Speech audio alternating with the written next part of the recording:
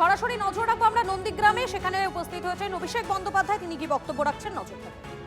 অত্যন্ত ভালো লেগেছে আমার যে জনপ্রতিনিধিরা এই সেবাশ্রয় সাধারণ মানুষকে যেভাবে স্বাস্থ্য পরিষেবা, আধুনিক ক্যাম্প তৈরি করে বিভিন্ন ফেসিলিটি সহ একদম গ্রামের ভিতরে বা শহর অঞ্চলে ওয়ার্ডের ভিতরে নিয়ে যাচ্ছে, এটা সত্যি আমার কাছে অত্যন্ত গর্বের বিষয়। তার কারণ এটা প্রথমবার আমরা ডায়মন্ড হারবারে চালু করি এবং নন্দীগ্রামে সাধারণ মানুষ যখন ফোন করে আমি তখনই ঠিক করেছিলাম আজকে আমাদের এই ক্যাম্পের শুভ সূচনা হলো। আগামী 15 দিন এই ক্যাম্প চলবে, খালি সরস্বতী পুজোর দিন একদিন বন্ধ থাকবে, 23শে জানুয়ারি। 23শে জানুয়ারি বন্ধ থাকার পর 24 তারিখ আবার চালু হবে, 24 থেকে 30 তারিখ অবধি আবার টানা চলবে। তো টানা 15 দিন এই ক্যাম্প চলবে। 1 নম্বর ব্লকে একটা মডেল ক্যাম্প রয়েছে, 2 নম্বর ব্লকে একটা মডেল ক্যাম্প রয়েছে এবং যে সমস্ত রেফারেল কেসগুলো আসছে সেগুলো কিছু রেফারেল কেস উলুবেড়িয়ায় যাবে, কিছু কলকাতায় যাবে, সেগুলো মনিটর করার জন্য একটা ডেডিকেটেড টিম আমরা করেছি যাতে মানুষের কোনো অসুবিধা না হয়। এবং শহীদ পরিবারের যারা সদস্য ছিল তারা এই ক্যাম্প আজকে উদ্বোধন করেছে, আমি কৃতজ্ঞতা জানাই তাদেরকে। এই মানুষগুলোকে অনেকে ভুলে গেছে, কিন্তু এই মাটির প্রতি তাদের অবদান চির স্মরণীয় হয়ে থাকবে এবং যতদিন নন্দীগ্রামের নাম থাকবে ততদিন তাদের যা অবদান সেটা ইতিহাসের পাতায় স্বর্ণাক্ষরে লেখা থাকবে বলে আমি মনে করি। এখানে কিছু লোক আমার সাথে ইন্ডিভিজুয়ালি, বিশেষ করে যাদের ক্রনিক কেসগুলো রয়েছে, যেগুলো অন্য জায়গায় পাঠানোর মতো রেফারালও কিছু কেস রয়েছে, যেগুলো কিছু কেস ব্যাঙ্গালোরে পাঠাতে হবে, দিল্লিতে পাঠাতে হবে, তামিলনাড়ুতে পাঠাতে হবে, কেরালায় পাঠাতে হবে, আমি সেগুলো আমার লেটার প্যাডে চিঠি করে সেই হাসপাতালের কর্তৃপক্ষের সাথে কথা বলে সেই কেসগুলো রেফার করে তাদের যাওয়া আসা আমার যতটুকু সামর্থ্য রয়েছে, আমি যেমন ডায়মন্ড হারবারেও করেছি আমি এটা নন্দীগ্রামের ক্ষেত্রেও করছি, কোনো ব্যতিক্রম হবে না। এরপর আপনাদের যদি কোনো প্রশ্ন থাকে আপনারা করুন।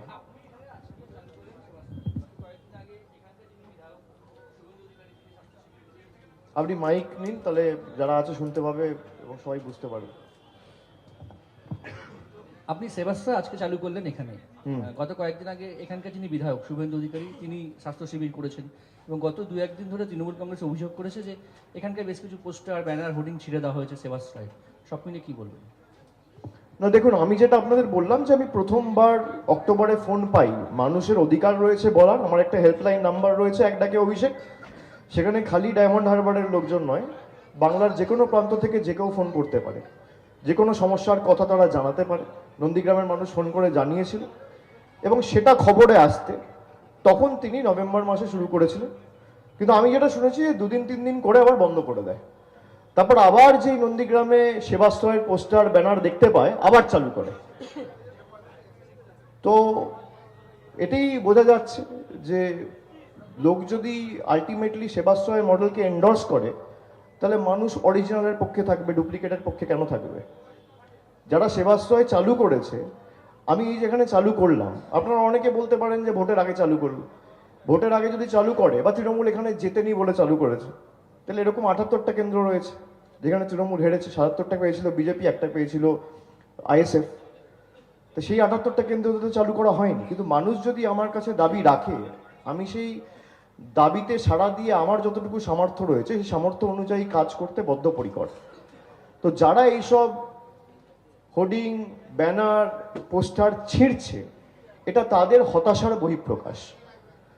তারা জানে যে তাদের রাজনৈতিক মাটি পায়ের তলা থেকে সরে গেছে এবং তারা চায় না 4টে মানুষ বাড়তি উপকৃত হোক বা স্বাস্থ্য পরিষেবা পাক।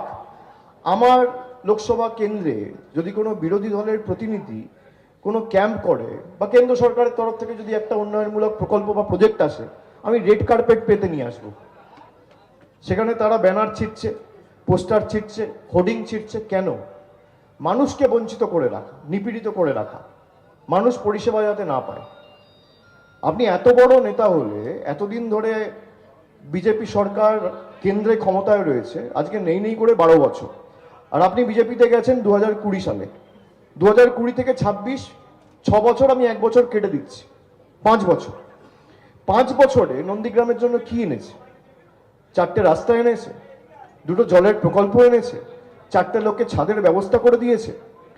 কোনো পরিযায়ী শ্রমিক যদি বাইরে কাজ করতে গিয়ে বিপদের মুখে পড়েছে, তাকে তার সাহায্যটুকু একটা জনপ্রতিনিধি হিসেবে যতটুকু সাহায্য করা উচিত ততটুকু সাহায্যের হাতও বাড়ায়নি।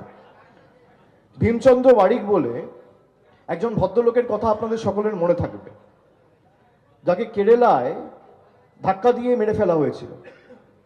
তার ডেড বডিটুকু পর্যন্ত আনার সৎসাহস বা সৌজন্যতা এই বিধানসভার বিধায়ক দেখেননি। এটা আপনার কর্তব্য নয়? তৃণমূলের প্রতিনিধিরা তার বাড়িতে গেছে, তার মৃতদেহকে কেরালা থেকে কলকাতা অবধি নিয়ে এসে নন্দীগ্রামে পৌঁছে দেওয়ার ব্যবস্থা তৃণমূল করেছে। যদিও তৃণমূল নন্দীগ্রামে যেতেনি, কিন্তু মানুষের পাশে দাঁড়ানোর প্রশ্ন যখনই উঠেছে, তৃণমূল ছাড়া মানুষ আর কাউকে পায়ওনি। এটাই পার্থক্য। আজকে এসআইআর এর নাম করে আমার কাছে তথ্য রয়েছে, এই যে 7-8 জন আত্মঘাতী হয়েছে খালি পূর্ব মেদিনীপুর জেলা থেকে। আপনি হিন্দু মুসলমানের কথা বলেন, এখান থেকে প্রায় 8 জন মারা গেছে এসআইআর ঘোষণা হওয়ার পর থেকে। এদের মধ্যে কজন হিন্দু কজন মুসলমান শুভেন্দু অধিকারীর নলেজে রয়েছে? কাদের কারণে মারা গেছে?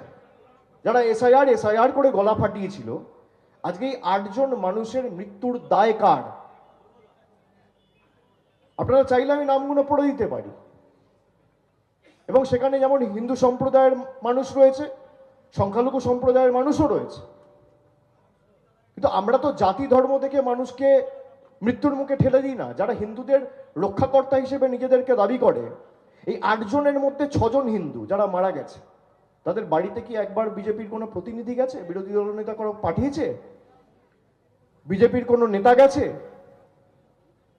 সুতরাং সেবাশ্রয় দেখে যারা বিচলিত, যারা ভীত, যারা সন্ত্রস্ত, যাদের মনে কাঁপুনি শুরু হয়ে গেছে, সেবাশ্রয় চলবে। এবং আগামী দিন মানুষ যদি চায়, মানুষ যদি সুযোগ দেয় তৃণমূল কংগ্রেসকে কাজ করার, সেবাশ্রয় প্রতি বছর নন্দীগ্রামে হবে, কারণ বুকের পাঁটা থাকলে আটকে রাখা যাবে।